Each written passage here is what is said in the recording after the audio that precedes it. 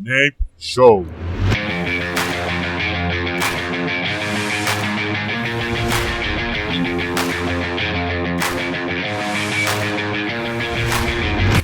Buenos días, mi nombre es Alfie Anders y bienvenidos a un nuevo episodio de Nape Show. Vamos a estar analizando a países de España, Argentina y vamos a hacer un recorrido por diferentes países, ya que de noticias hay poco y todo se está enfocando en el coronavirus. Si quieren comunicarse conmigo, por favor comuníquense por medio de las redes sociales o me dejan un mensaje por email.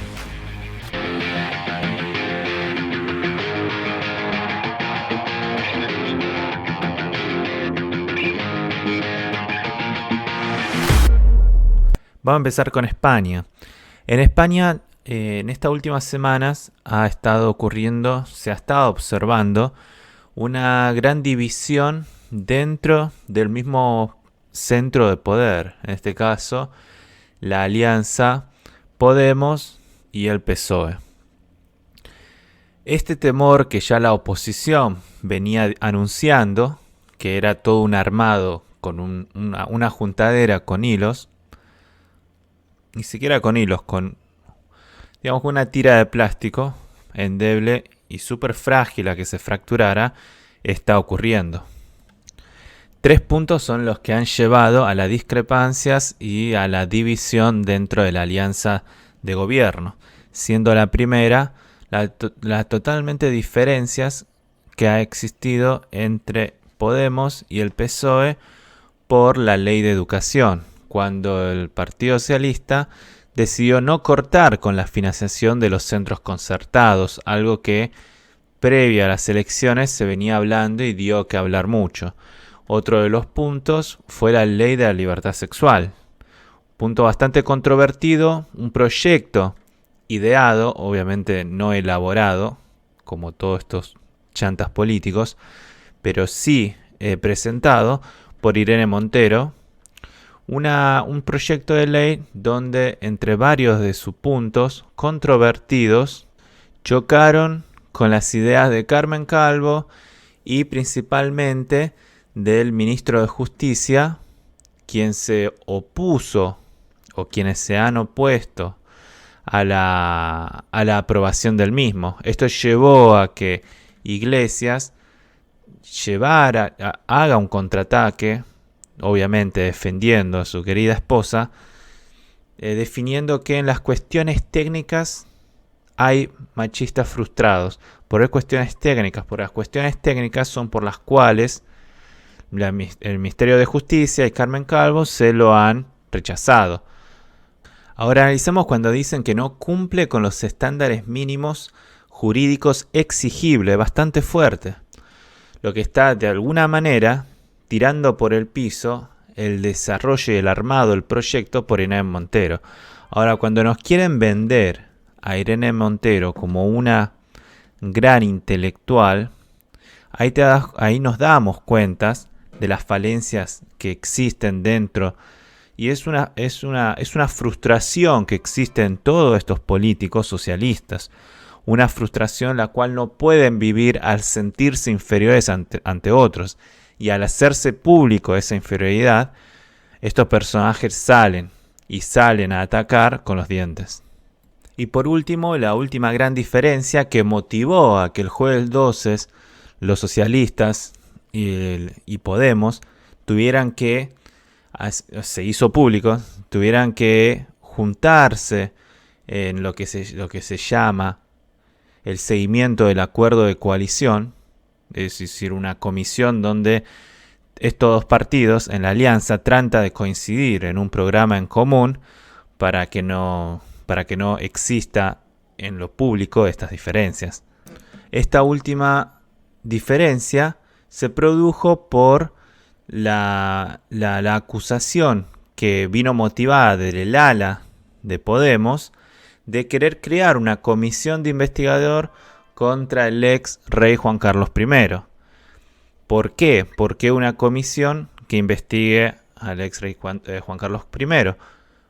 Porque se salió a la luz que el rey tenía un regalo de 65 millones y además tenía estos dólares en paraísos fiscales. Algo muy dudoso, y obviamente los paraísos fiscales son dudosos de acá a la China, que motivó a que esta ala haga esta presentación de la creación de una comisión de investigación.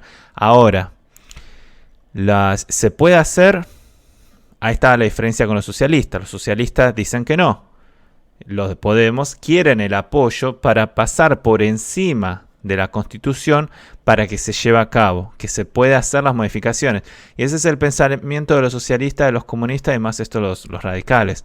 Las normas y las reglas se pueden pasar por encima, más cuando ellos están en el poder. Ahora, cuando hay un gobierno de centro derecha o de derecha, tocar reglas y normas no va contra la democracia. Pero cuando estos personajes tocan y cambian y mueven, es en defensa de la democracia y una mayor libertad. Mentiras. Ante esta presión, directamente Felipe VI decidió renunciar a la herencia y a la asignación que tenía establecido de su padre Juan Carlos. Ahora, si me preguntan a mí, obviamente es una monarquía. Ahora, estas monarquías no podemos decir que es una mala monarquía la que tiene España. Ha mostrado de ser un ejemplo de monarquía la monarquía española. Estas falencias pueden existir. ¿Deben ser investigadas? Por supuesto que sí, tampoco hay que cegarse o fanatizarse. Ahora, no es la gente propicia, la gente de Podemos, la que debe investigar estos hechos, ni siquiera los de partidos socialistas, porque ya encontramos que existe una visión sesgada. Y cuando existe una visión sesgada, lo único que quieren es venganza, revanchismo. Quieren generar un daño no solo a una entidad de la monarquía, sino también a la nación misma española. Y el verdadero interés que se encuentra en estos avances que van contra la monarquía, que se llevan por delante a la justicia, que quieren cambiar todo, no esconden más los deseos de poder de esta gente, ese deseo de poder que lleva a estos personajes socialistas a desviarse el camino cada vez más dictatorial hacia un comunismo. Y me van a decir que sí, pero pasa, y es así, y está en todos los libros. ¿Quién les puede poner los límites? La gente. Ahora, ellos cuando tienen el poder tranquilamente pasan todo por encima.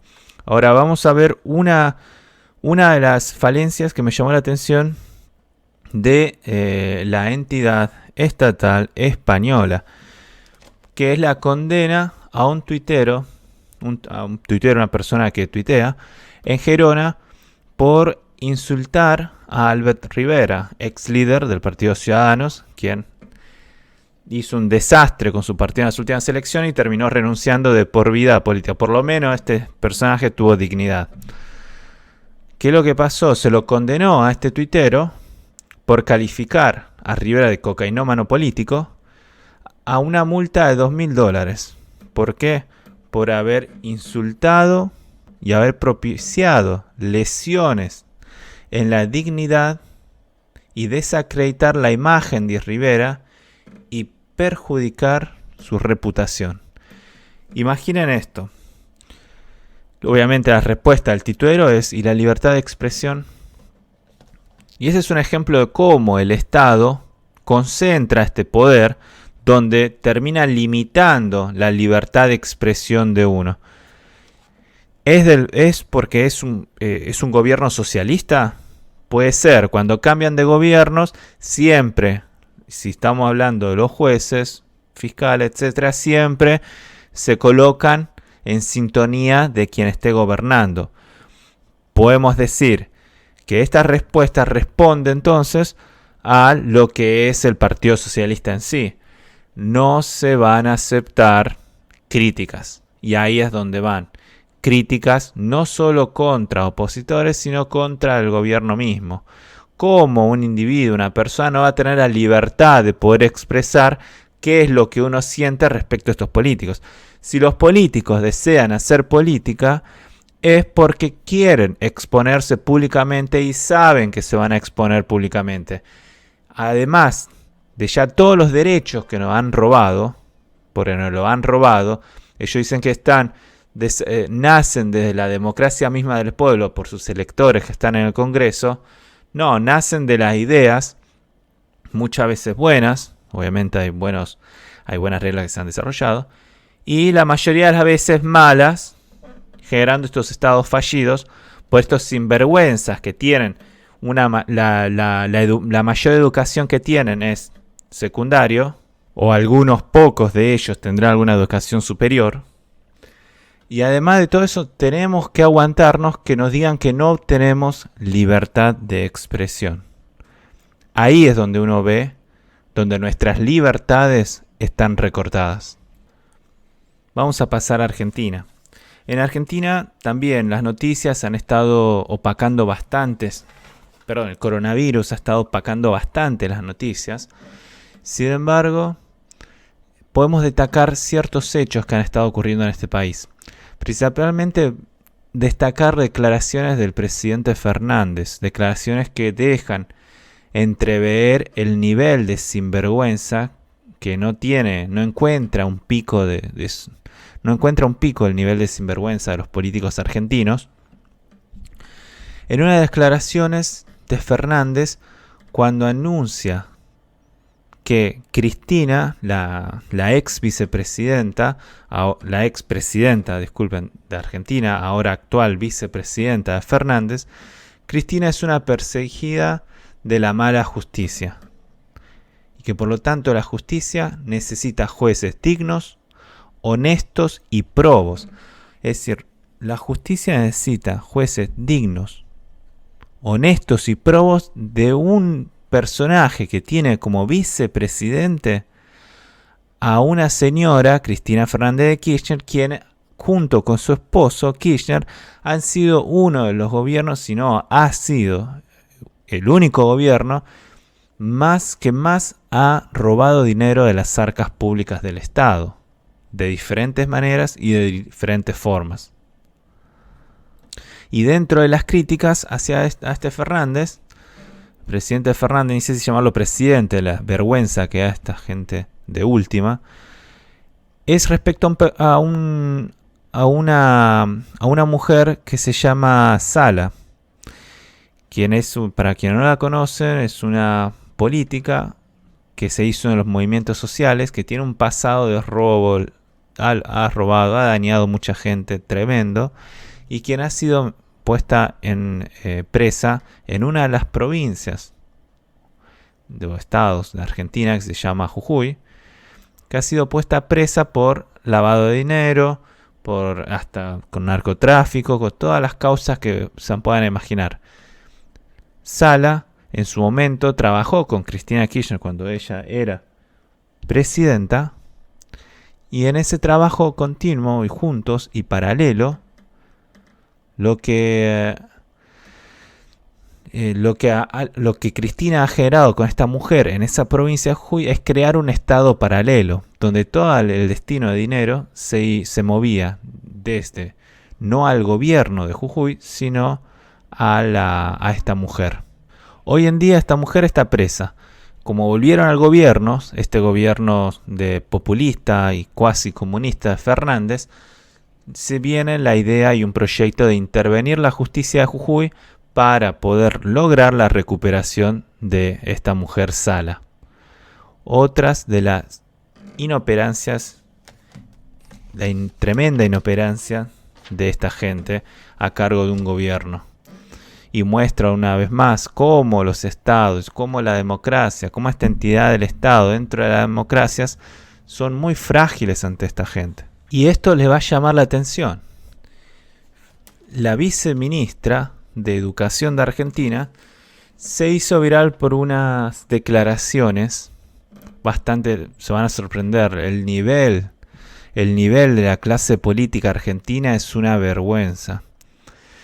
La viceministra de Educación, ni siquiera voy a decir su nombre porque no se lo merece ser conocida, pero viceministra de Educación de Argentina, quien responde al ministro, porque la ha colocado ahí el ministro, Considero que los exámenes PISA, los exámenes internacionales PISA, que busca en diferentes países, crea un ranking y busca identificar el desarrollo educativo de cada país, compararlos, justamente es una sana competencia para que año tras año no vaya mejorando. Que estos exámenes PISA era una evaluación que no tienen sentido y que no son más que un instrumento de control y de selección, o sea, de selección entre mejores y peores, y no de enseñanza, y pensado desde una lógica empresarial, desde una idea de meritocracia. A esta mujer dan ganas de bofetearlas, por sinvergüenza, ladrona, ya de por sí de ser una gran sinvergüenza. ¿Y por qué dice esto? Porque nosotros los últimos exámenes PISA, de 79 países, Argentina estuvo en el puesto 63 en lectura, 71 en matemática y 65 en ciencias. Un desastre la educación argentina. ¿Orgullo de la educación argentina? Muchos argentinos deben ser orgullosos por la educación, pero esa educación que la cual hacía orgulloso a un país entero, hoy en día no es una buena educación. Y vamos a hablar con un punto de la meritocracia. ¿Qué es la meritocracia? La meritocracia, para los socialistas, los comunistas, es lo peor que puede existir. Porque para ellos, meritocracia es para ellos mostrarles sus frustraciones y sus incapacidades en comparación a otros que tienen, ya sean, ponen un empeño mejor y más a fondo en comparación a otro, o tienen son tocados por el destino y tienen alguna actividad que sobresale por sobre el resto.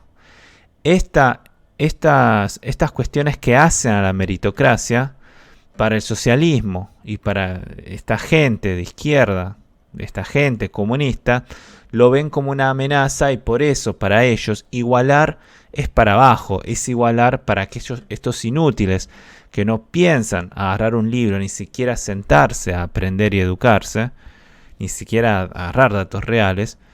Estas cuestiones de la meritocracia son una amenaza para ellos. ¿A dónde van a atacar siempre? A la meritocracia. ¿A dónde se meten? En la educación, se meten en la justicia, se meten en la política, y ya sabemos toda la historia. Por último, en Argentina, el gran problema que ha tenido es con el campo argentino. Siempre decís el campo argentino es el motor de Argentina y siempre la que termina salvando en problemas económicos a Argentina. El problema surge que cuando las entidades que representan a diferentes sectores del campo terminan alineándose con el gobierno, y al incremento paulatino de las retenciones, que es lo que les retiene el Estado argentino por producir al campo, que es del 30%, lo incrementó al 33%. Esto hizo que los líderes sindicales que representan al campo no hicieron nada. Hay que ver por qué, y ahí también se esconde algo. Ante esto, y por medio de internet, Facebook, Twitter, etc., se llamó a una autoconvocación, donde se decretó el paro, y se ha estado continuando el paro desde entonces, donde ya se ha frenado un poco en estas semanas. Sin embargo, aún hay sectores que apoyan la continuidad del paro. Y nuevamente volvemos a una frase de Fernández, en la que le dicen a los autoconvocados al paro que hay muchos intereses en ellos y que no entienden, que no se ponen en la piel de los más necesitados y que hacen paros raros. Son intolerantes. Ahora yo me pregunto por qué no hacen el sacrificio ellos. Lo gracioso en la política argentina es que han tocado a toda la clase media para que pague impuestos, para mantener a los más abajo que no hacen nada, mientras ellos, los políticos, no se han tocado nada. Ellos no se ven afectados por la inflación, ni por esto, ni por otro, ni por nada. Entonces la clase política cada vez se transforma más en una oligarquía a la antigua, donde ellos tienen el control no solo del dinero, sino también del poder, bien en detrimento de su población. Respecto al coronavirus, el coronavirus se expandió por toda la región del mundo de habla hispana, empezando por España, donde América Latina se vio afectada no solo por Italia y algunos inmigrantes chinos, sino también por los mismos españoles en sus visitas de turismo que hacen en América Latina. Entre los países más afectados han sido Argentina principalmente, Chile y últimamente Uruguay, teniendo después Colombia y los demás países. Lo que vamos a hacer es un repaso de cómo ha afectado el coronavirus y las medidas que han tomado estos gobiernos en tan poco tiempo. Inesperadas, pero al fin y al cabo aceptaron tomar medidas.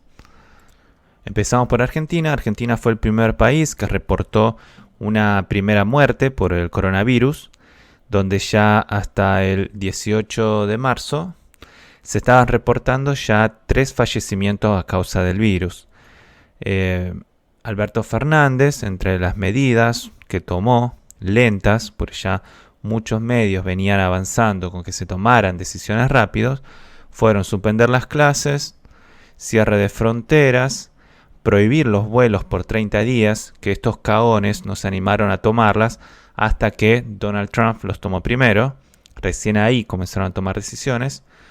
30 días provenientes de Europa, Estados Unidos, Corea del Sur, Japón, China e Irán.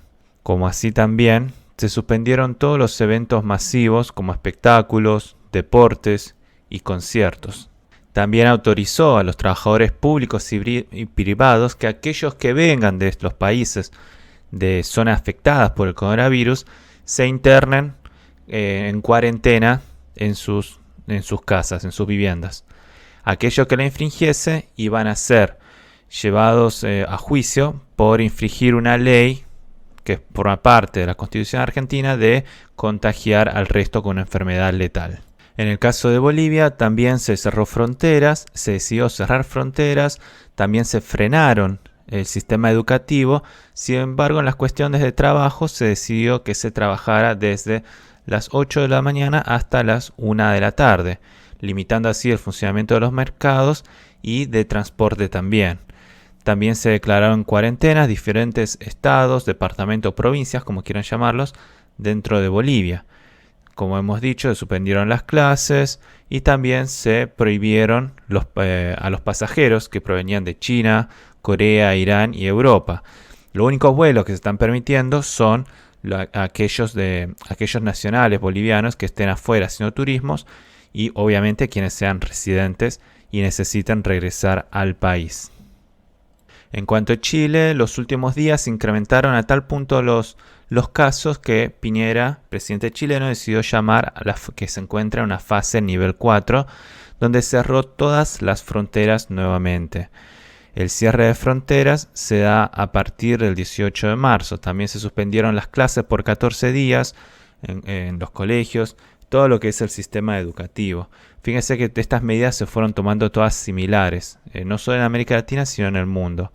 Los adultos también, para evitar el contagio, no pueden recibir visitas como tampoco salir a la calle por 30 días.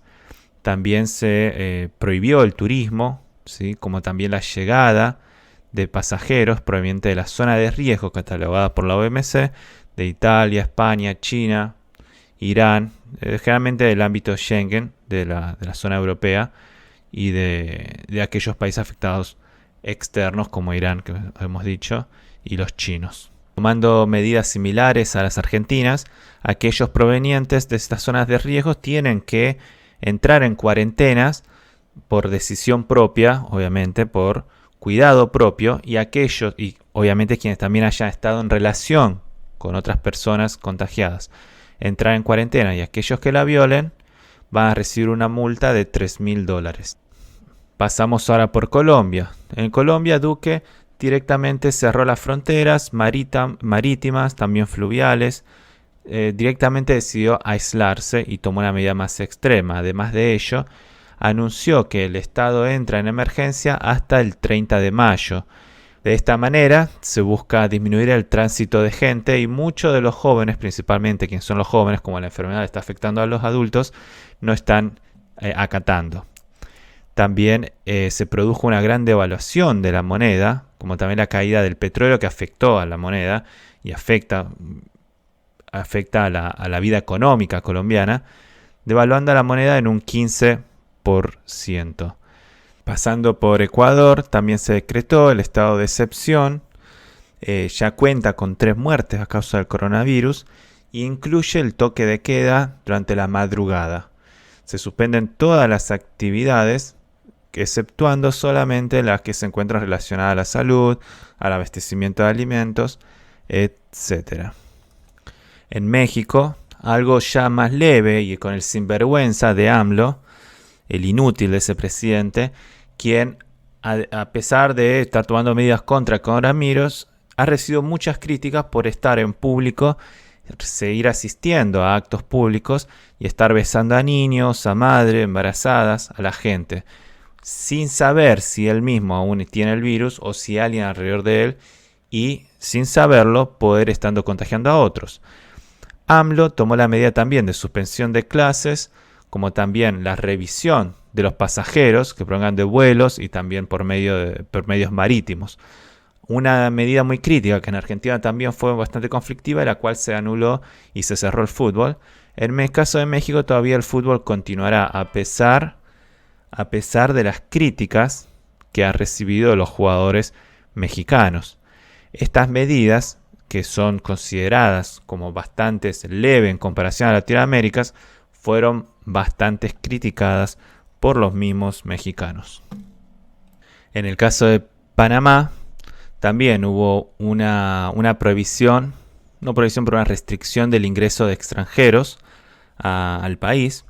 También se decretó un cierre paulatino de los establecimientos comerciales y en todo el país, dejando de lado solamente negocios importantes como son las farmacias, centros médicos, centros de comercios como supermercados o como también de combustibles esenciales que hacen a la vida de la gente y que lo necesita.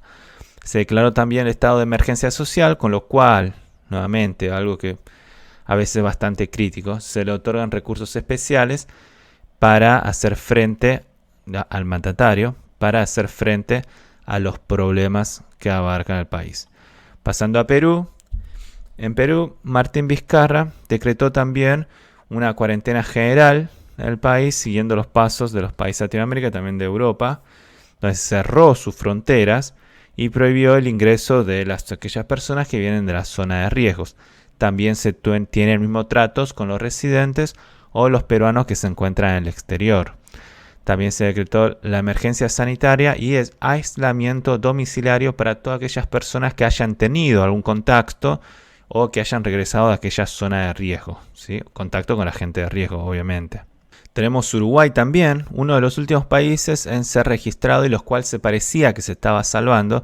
Sin embargo, la última semana saltó un pico muy importante de no tener casi registrado ningún caso a tener bastantes casos registrados. Un pico que obligó también a cerrar las escuelas, a tomar medidas similares a la Argentina. Cerrar las fronteras con Brasil, con Argentina, restringir los vuelos y el flujo de gente con Europa y también llamar a la consideración a aquellos que hayan entrado en contacto con personas con coronavirus de aislarse, o si no también aquellos que hayan venido provenientes de esta zona de riesgos, tomar la decisión de aislarse. En cuanto a Venezuela y a Cuba, como verán, no hablo mucho de Venezuela ni tampoco de Cuba, países de los cuales los datos no se pueden considerar ciertos o claros, porque así como la teocracia de Irán o de otros países, terminan mintiendo hacia la gente y hacia los medios internacionales. Lo que sí podemos observar que estos países se están expandiendo, principalmente en Venezuela, el virus, y sin saber si los datos terminan siendo ciertos y claros o son datos creados por la dictadura.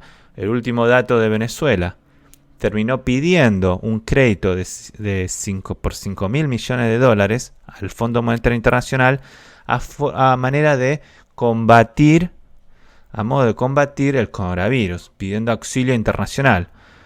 Ahora, este personaje que tiene tan poca credibilidad internacional, pedir un préstamo al Fondo Monetario Internacional, lo que menos va a hacer es destinado a la ayuda de su población.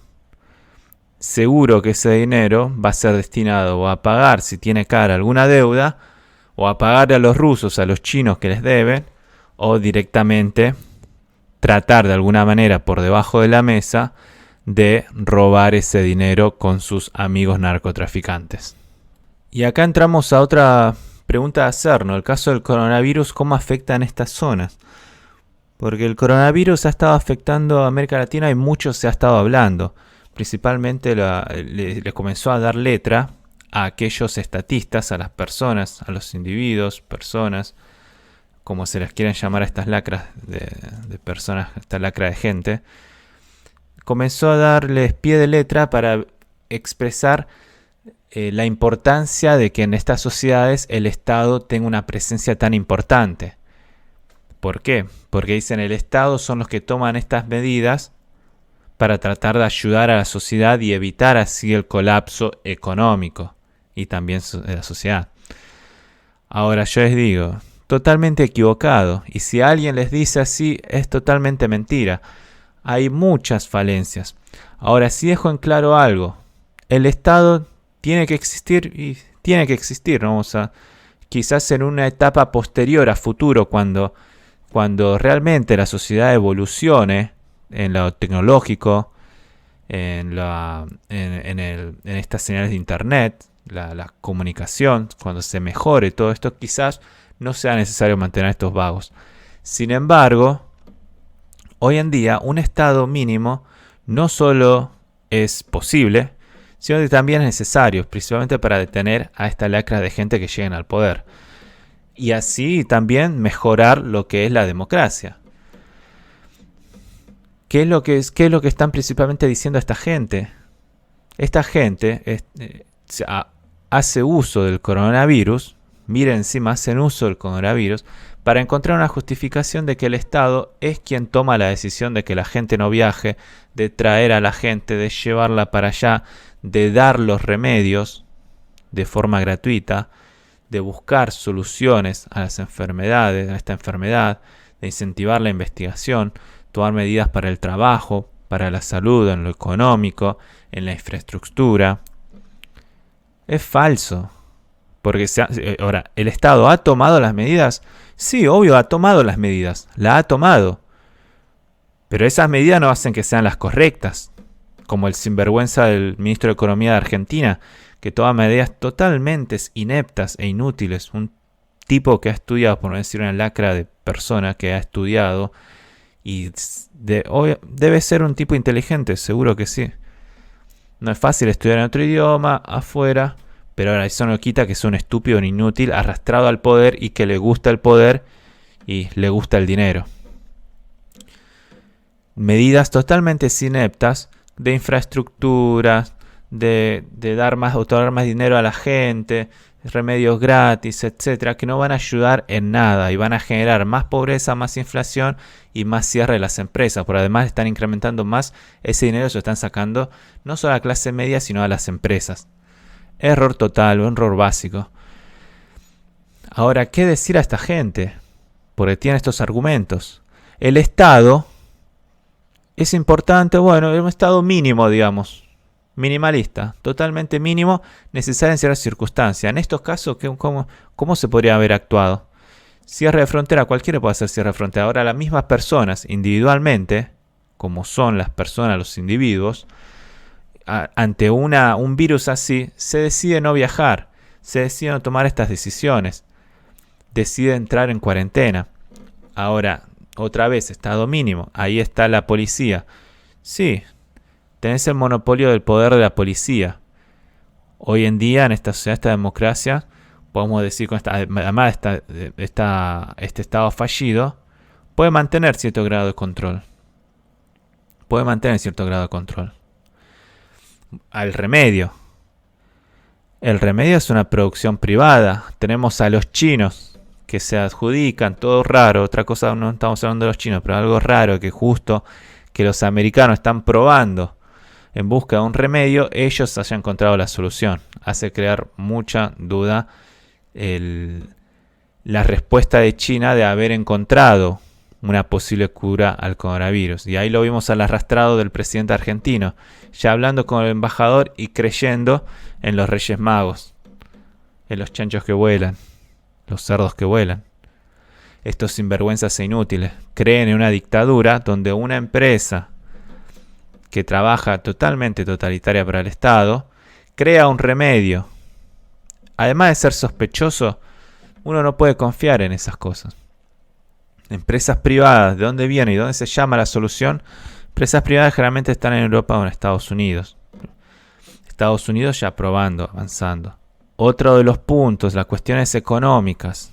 Se defienden las cuestiones económicas. Sin embargo, las ayudas económicas que deben venir de parte de un Estado minimalizado es no intervenir, sino sacar el pie.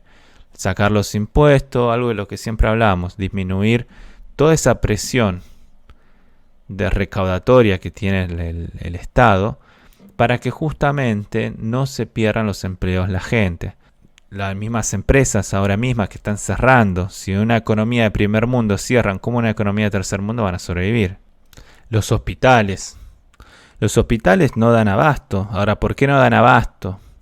Porque hay toda una reglamentación atrás que no les permite que hayan emprendimientos privados para estas necesidades justamente. Y no es que el Estado ayuda a... No.